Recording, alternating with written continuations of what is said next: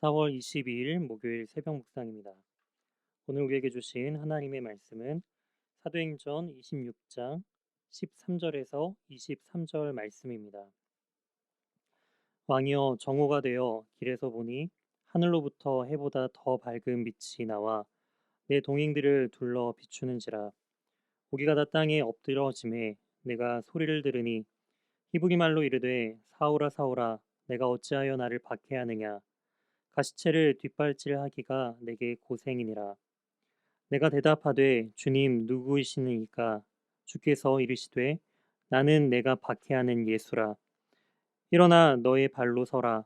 내가 내게 나타난 것은 곧 내가 나를 본 일과 장차 내가 내게 나타날 일에 너로 종과 증인을 삼으려 함이니 이스라엘과 이방인들에게서 내가 너를 구원하여 그들에게 보내어 그 눈을 뜨게 하여 어둠에서 빛으로 사탄의 권세에서 하나님께로 돌아오게 하고 죄 사함과 나를 믿어 거룩하게 된 무리 가운데에서 기업을 얻게 하리라 하더이다.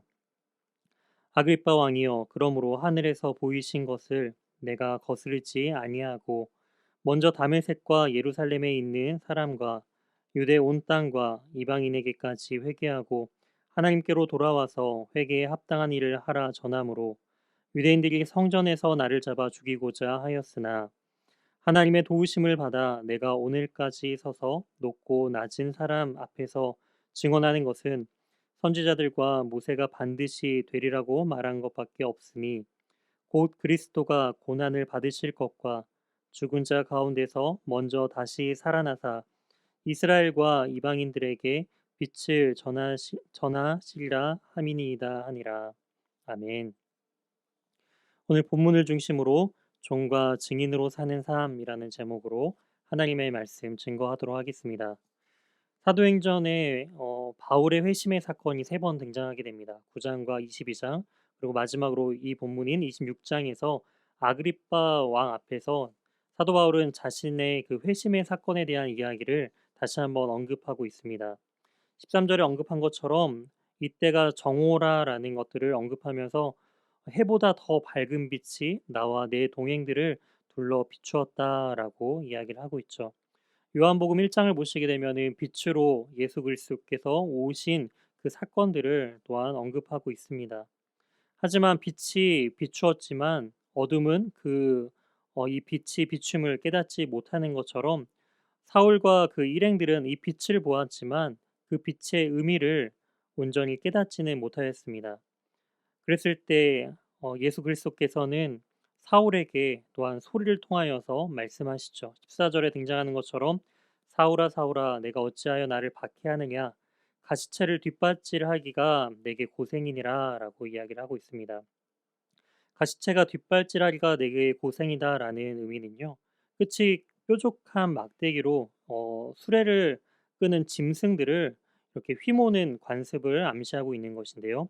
이는 전적으로 너가 나의 손아귀에 있다라는 그 부분들을 알리면서 저항할 때마다 이 가시체가 뒷발질에 찔리는 것처럼 내 자신에게 상처 입힐 것을 상징하면서 이제 주님의 말씀 안에서 다시금 순종의 삶으로 돌아올 것을 주님께서는 말씀해 주고 계십니다.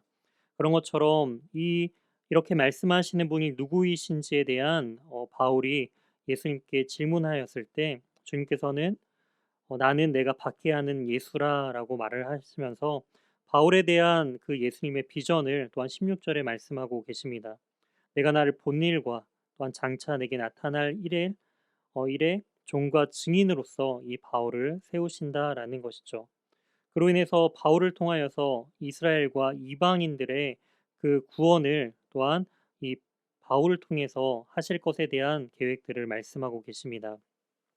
바울 역시 이 빛의 의미를 온전히 알지 못하지만 또한 말씀이신 예수 그리스도께서 또한 이 바울에게 말씀하심을 통하여서 이 빛의 참된 의미를 깨닫고 돌아오게 하신다라는 것이죠. 18절 말씀입니다.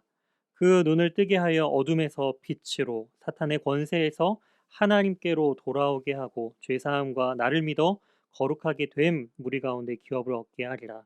그렇습니다. 요한복음 1장 5절 말씀처럼 빛이 어둠이 빛이 돼 어둠이 깨닫지 못하는 그런 세상 가운데 어둠에서 빛으로 사탄의 권세에서 하나님께로 돌아와 죄사함을 또한 받고 온전히 예수 그리스도를 믿게 하는 그러한 부분들을 이 사건을 통해서 바울이 회심하고 그리스도를 위한 삶의 모습으로 그가 변화된 것처럼 지금 이 아그리빠 왕 앞에서 자신의 회심에 대한 사건을 언급하면서 지금 복음을 또한 담대히 증거하고 있다라는 것을 알 수가 있습니다. 유대인들은 바울을 죽이려고 그렇게 혈안이 되었죠. 왜 그렇게 바울을 죽이려고 하였을까요? 그것은 20절과 20절 말씀에 나와 있는 것처럼 어, 다메섹과 예루살렘에 있는 사람과 온 유대의 땅과 이방인에게까지 회개하고 하나님께로 돌아와서 회개에 합당한 일을 전하라 하였기 때문임을 알 수가 있습니다. 바로 이 회개에 합당한 일, 회개함을 통하여서 돌아와야 하지만 죄에 대해서 그들이 지적을 받았을 때 사람들의 반응은 나의 죄에 대한 부분들을 깨닫는 것이 아니라 그 죄에 대한 부분들이 이 빛에 대해서 반항하면서 그 빛을 전하는 자를 죽이려고 하는 그런 모습들로 나타나고 있음을 알 수가 있습니다. 하지만 바울은 빛을 경험하고 온전한 그 빛 대신 예수 그리스도의 말씀을 받고 온전한 사명자로 섰기 때문에 어둠에 대한 그 핍박을 두려워하는 것이 아니라 그 빛을 담대히 증거하고 있습니다. 바로 하나님의 도우심을 받는 삶을 살고 있다라고 22절에 또한 말씀하고 있다라는 것이죠. 그렇기 때문에 바울은 구약에서 반드시 말씀으로서 나타나고 있는 바로 그 빛을 전하는 삶을 살아가고 있음을 우리는 알 수가 있습니다. 이처럼 온전한 성도의 삶이란 바로 그 빛을 깨닫고 빛 대신 예수 그리스도의 말씀을 온전히 담대히 전하는 사명을 감당하는 것입니다. 이처럼 이러한 말씀 안에서 참된 빛을 경험하고 우리 삶 속에서 빛을 전하는 복된 인생을 살아가는 저와 우리 연인교회의 모든 성도님들 되시길 주님의 이름으로 소망합니다. 함께 기도하시겠습니다. 참 좋으신 하나님 아버지 감사드립니다. 빛으로 세상에 오신 주님, 말씀으로써 우리를 변화시키신 주님, 우리가 참된 그 빛을 온전히 바라보며 나아갈 때 세상은 그 빛을 바라보지만 깨닫지 못하며 오히려 그 빛을 거부하였던 그 모습들을 바라보면서 우리 역시도 어둠 가운데 참된 빛을 드러내는 성도로서의 삶을 살아가길 소망합니다.